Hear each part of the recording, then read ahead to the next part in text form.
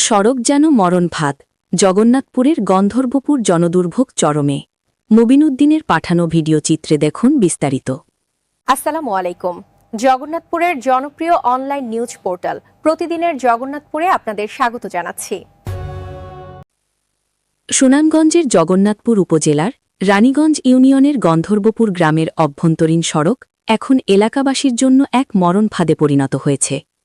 দীর্ঘদিন ধরে সংস্কারহীন এবং অসম্পূর্ণ অবস্থায় পড়ে থাকা এই সড়কের কারণে চরম ভোগান্তি পোহাচ্ছেন কয়েক হাজার মানুষ।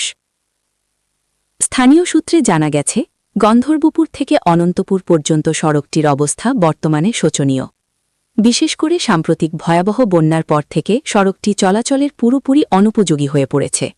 সড়কের বিভিন্ন স্থানে বিশাল বিশাল গর্তের সৃষ্টি হয়েছে, যেখানে সামান্য বৃষ্টিতেই পানি জমে কাদার ভাগাড়ে পরিণত হয়।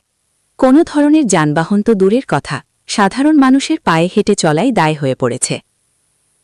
এলাকাবাসীর অভিযোগ, সড়কটির একটি নির্দিষ্ট অংশে কাজ শুরু করলেও মাঝপথে তা ফেলে রেখে চলে গেছে ঠিকাদারি প্রতিষ্ঠান। রাস্তার মাঝখানে খুঁড়ে রাখা হয়েছে গভীর খাদ, আর দুপাশে বিপজ্জনকভাবে বেরিয়ে আছে লোহার রড। দীর্ঘদিন কাজ বন্ধ থাকায় এই অংশটি এখন সাধারণ পথচারী ও শিশুদের জন্য প্রাণঘাতী হয়ে উঠেছে।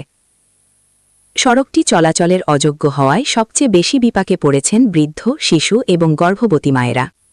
গুরুতর অসুস্থ রোগীদের দ্রুত হাসপাতালে নেওয়া কিংবা স্থানীয় বাজারে যাতায়াত করা এখন দুঃসাধ্য ব্যাপার হয়ে দাঁড়িয়েছে। স্থানীয়রা ক্ষোভ প্রকাশ করে বলেন, রাস্তার এই অবস্থার কারণে রিকশা বা সিএনজি গ্রামে ঢুকতে চায় না। আমাদের যাতায়াত ব্যবস্থা কার্যত অচল হয়ে পড়েছে। গন্ধর্বপুর ও অনন্তপুর গ্রামের বাসিন্দারা অবিলম্বে এই জনগুরুত্বপূর্ণ সড়কটির সংস্কার কাজ শেষ করার দাবি জানিয়েছেন।